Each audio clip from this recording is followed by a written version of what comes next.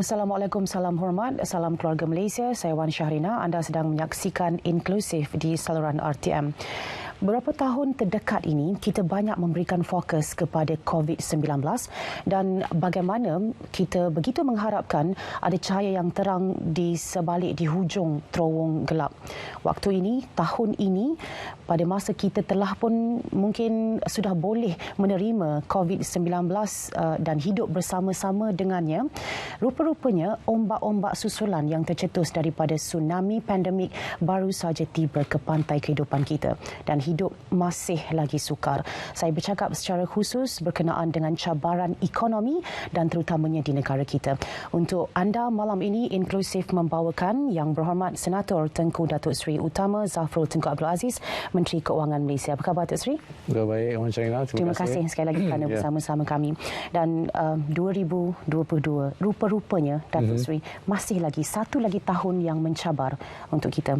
Dan saya kira antara yang paling utama ialah berkenaan dengan kenaikan kos sara hidup. Ia menekan semua lapisan keluarga Malaysia. Jadi kalau boleh kita tahu sebagai pembukaannya, sejauh mana kerajaan memerhati dan juga berusaha untuk menangani isu ini untuk membantu rakyat. Terima kasih, Wan Syahrina. Kalau kita lihat tahun 2022 ini merupakan tahun pemulihan ekonomi kita ya, berbanding dengan tahun 2021 dan juga tahun 2020. Kita telah membuka semula aktiviti ekonomi kita. Dan juga kita telah membuka sempadan antarabangsa kita. Jadi kita dapat lihat bahawa peniaga-peniaga kita, perniagaan telah mula kembali kepada ataupun pasca COVID-19. Momentum pemulihan ekonomi ini kita dapat lihat ya dari pada masa suku pertama pada tahun ini, tahun 2022, KDNK telah bertumbuh sebanyak 5%. Dan kita mensasarkan bahawa tahun 2022 ini KDNK 2, KDNK second quarter, suku kedua pun lebih kukuh lagi sebenarnya daripada KDNK pertama. Jadi unjuran kita masih lagi antara 5.3 dan 6.3%. Ini unjuran pertumbuhan KDNK pada tahun ini. Jadi insya-Allah pemulihan ekonomi ini jelas bukan saja dari segi KDNK, tetapi malah dari segi pekerjaan juga. Kadar pengangguran kita pada bulan Mei 2020 adalah pada tahap 5.3% dan sekarang ini adalah 3.9%. Sasaran kita sebenarnya 4%. Jadi kalau kita lihat di sini, memang ekonomi kita menunjukkan tanda-tanda pemulihan. Tetapi seperti yang Wan sebut tadi, ekonomi global semakin mencabar. Ya. Konflik Ukraine dan Rusia mengakibatkan kenaikan harga-harga bahan mentah, especially terutamanya minyak dan sebagainya, ya, arang batu. Dan juga kita dapat lihat apa yang berlaku di China, ya, di mana polisi di negara China mengenai COVID ni dia zero tolerance kan, kepada COVID, dan ini sedikit sebanyak telah mengganggu rantai yang bekalan. Dan negara China adalah penting kepada trade kita, ya, ia adalah negara terbesar trade dengan Malaysia, ya. Dan juga kalau kita lihat dari inflasi tadi, Wan ada menyebutkan mengenai inflasi pada tahun ini, untuk Malaysia juga dijangka kadar inflasi adalah antara 2.2 hingga 3.2%. Ya.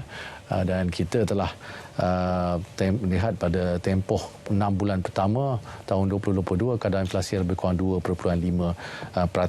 Ini maknanya kita selaraslah dengan unjuran rasmi, dan kadar inflasi di Malaysia berbanding dengan negara-negara lain jauh terkawal. Ya. Kalau kita lihat di negara-negara maju seperti Amerika Syarikat dan Eropah telah lebih kurang 9%, ya, sekarang. Dan juga negara-negara jiran kita, ya, Filipina, Singapura dan Thailand juga telah mencecah 6%. Oleh sebab itu, kita salah satu sebab mengapa Malaysia dapat mengawal kadar inflasi yang tidak begitu tinggi berbanding dengan negara lain ialah kerana subsidi kita. Ya, kerajaan telah membuat keputusan untuk menaikkan kadar subsidi supaya dapat membantu rakyat kita.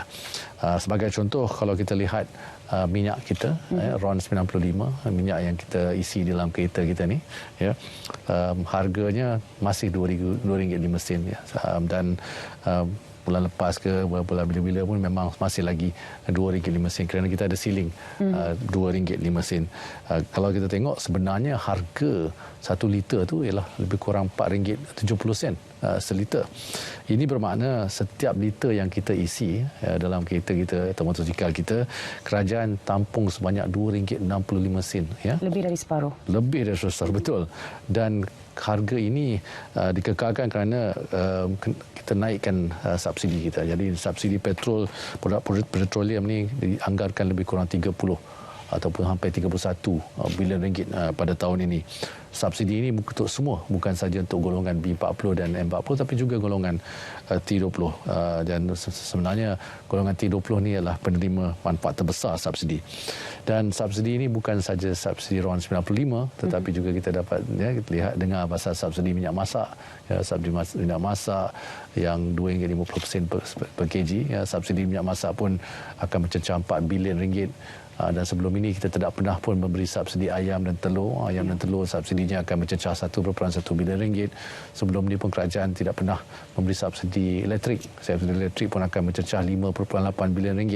Jadi subsidi-subsidi ini akan mencecah RM77.7 bilion. Tetapi saya rasa mungkin dengan kadar cara kita nak membantu rakyat mungkin akan sampai RM80 bilion pada tahun ini. Ini subsidi yang besar inilah yang telah dapat membantu kita mengelakkan kadar inflasi yang terlalu tinggi untuk negara kita.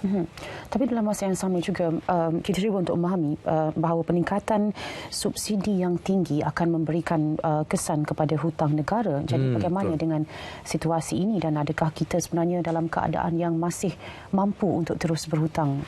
Ya, benar. Memang subsidi ini akan mengurangkan ruangan fiskal negara kita, ya, sehingga akhir Jun 2020. Kalau tadi Wan ada menyebut pasal kadar hutang kita di peringkat persekutuan ialah lebih kurang 1.045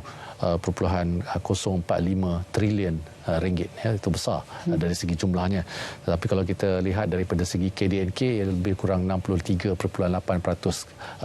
kepada KDNK. Dan ini masih lagi di bawah had statutory kita iaitu 65% kepada KDNK. Dan kita lihat pada sejak krisis ini kerajaan kita telah memberi keutamaan ya kepada kita fokus balik kepada pemulihan ekonomi. Landasan pertumbuhan kita mesti teruskan. Kita mengumumkan bajet yang mengembang.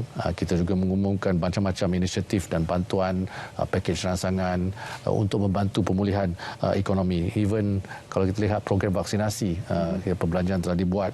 Jadi kita tidak mahu dari segi pembantuan itu dikurangkan pada masa rakyat memerlukan. Namun begitu, seperti saya sebut tadi, subsidi itu dah mencecah 80 bilion ringgit. Kalau kita lihat dari put into konteks, perbelanjaan pembangunan pada tahun ini, peruntukan yang diberi ialah 76 bilion ringgit. Jadi perbelanjaan subsidi lebih daripada peruntukan perbelanjaan pembangunan ini. Perbelanjaan pembangunan ini nak membina sekolah, jalan raya, hospital dan sebagainya.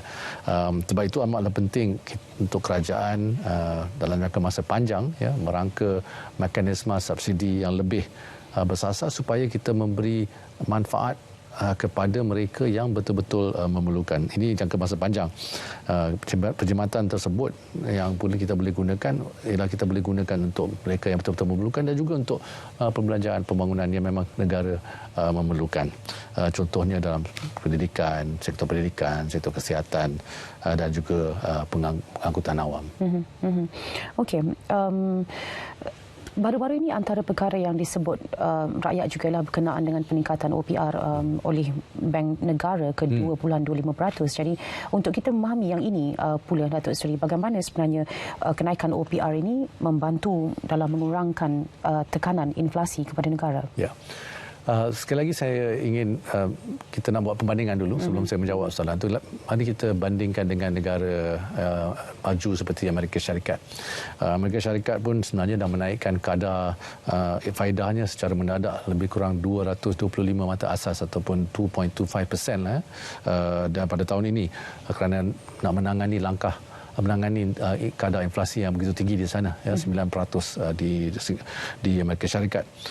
Kadar faedah ni sebenarnya memang boleh digunakan sebagai salah satu tool atau salah satu senjata yang boleh membendung inflasi. Tetapi langkah kadar faedah yang secara mendadak ni selalunya akan membebankan peminjam dan akan mengakibatkan ekonomi pun lebih perlahan, ya, itulah. Tetapi Amerika Syarikat tidak ada pilihan. Bagi Malaysia, sebarang langkah, sebelum itu saya nak menerangkan, bagi Malaysia sebarang langkah menaikkan OPR ni adalah dasar monetary, ya. Dasar monetary ini adalah dasar yang ditentukan oleh Bank Negara Malaysia, ya, dan dia adalah Monetary Policy Committee ni adalah bebas daripada kerajaan dan dia mengikut undang-undang sedia ada. Jadi kita di kerajaan tidak boleh menyelaras keputusan kenaikan OPR kerana bercanggah dengan undang-undang, ya. Dan selain itu akan mengganggu menjejaskan integriti pasaran. Jadi di MPC ataupun Monetary Policy Committee atau dalam bahasa Malaysianya Jawatan Kuasa Dasar Monetary ni, dia akan merumuskan dasar monetary untuk mengekalkan kestabilan harga contohnya, dan juga memastikan pertumbuhan ekonomi kita kekal dan kekal manfaat lah, ya, long term sustainability. Apabila ekonomi kita sebelum pasca COVID-19 tu, kadar OPR sebenarnya telah lebih 3%. Pada satu masa dia mencecah 3.25%. Sekarang ni lepas kenaikan 25 bata asas ni, kadar OPR kita ialah 2.25%. Masih lagi rendah berbanding dengan sebelum pasca COVID-19, ya, 3%. Jadi tahun dari 2012 sampailah tahun sebelum pasca sebelum COVID tu memang dalam 3%. Kini ekonomi kita berada dalam landasan pemulihan. Saya dah sebut tadi, KDNK kita pada suku pertama 5%, KDNK kita pada suku kedua pun akan menunjukkan pertumbuhan yang lebih daripada suku pertama.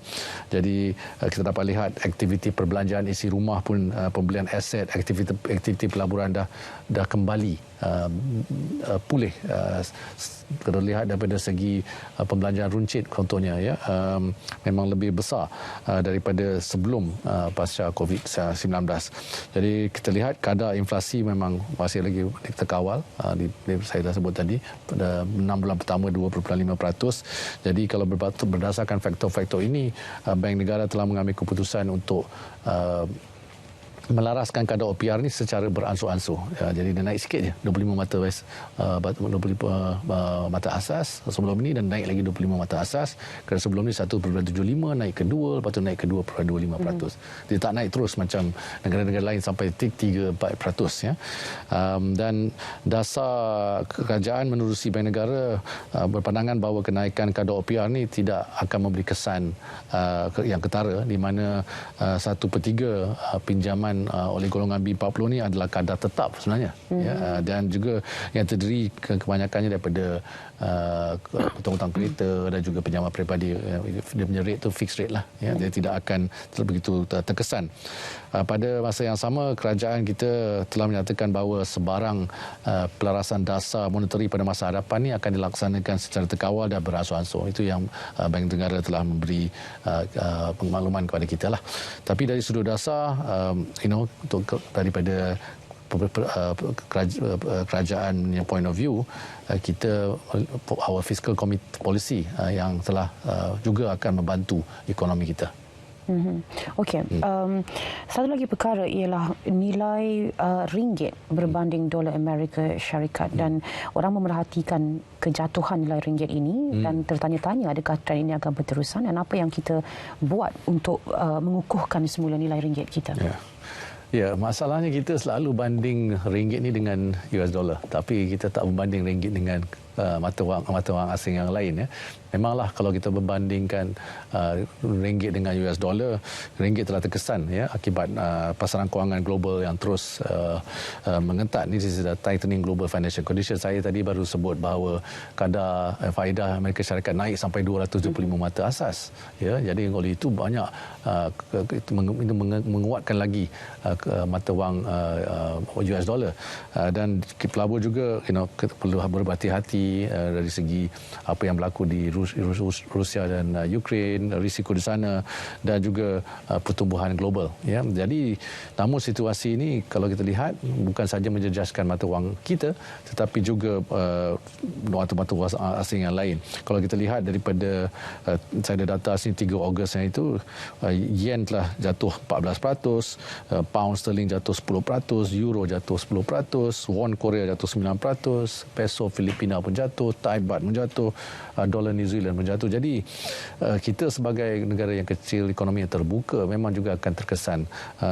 Dan kita sebenarnya kalau kita nak bandingkan dengan negara lain, ya, kalau kita banding dengan negara lain, kita telah ringgit telah mengukuh, getting stronger berbanding dengan yen, berbanding dengan euro, dengan pound sterling, dengan Korea won, dengan peso Filipina, dengan Thai baht. Kita lebih actually strengthen berbanding dengan mata-mata wang asing ini. Buat masa ini sebenarnya apa yang lebih penting ialah kekuatan asas ekonomi kita, our economic fundamentals, ya, yang boleh menyokong kestabilan ringgit daripada kejutan. Dan seperti saya sebut tadi, ekonomi kita dalam landasan pemulihan yang betul, masih lagi di dalam anjuran kita masih lagi antara 5.36 hingga 60.3%, yang mana disokong juga oleh unjuran daripada IMF dan juga World Bank.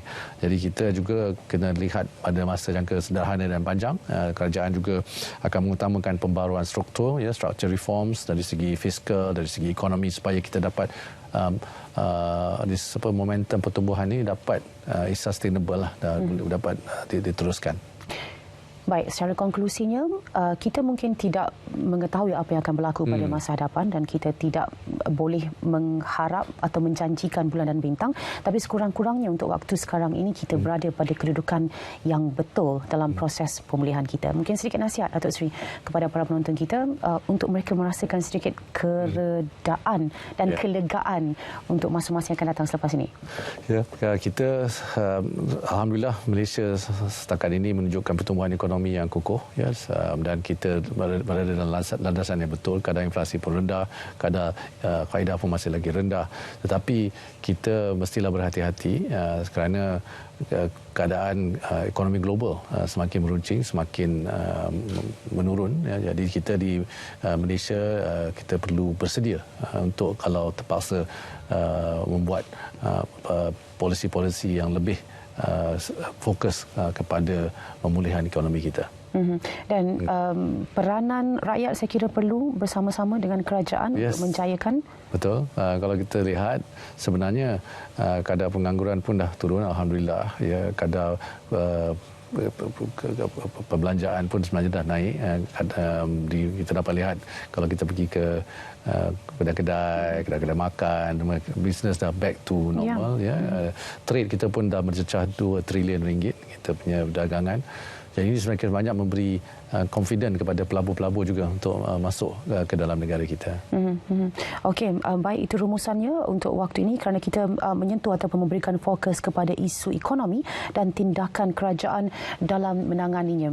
Tengku Datuk Seri Utama Zafrul Tunku Abdul Aziz, Menteri Kewangan Malaysia bersama-sama inklusif pada malam ini. Jumpa lagi pada lain masa. Terima kasih Datuk Seri kerana bersama-sama kami. Terima kasih juga untuk anda yang menonton siaran ini. Jumpa lagi. Jumpa lagi.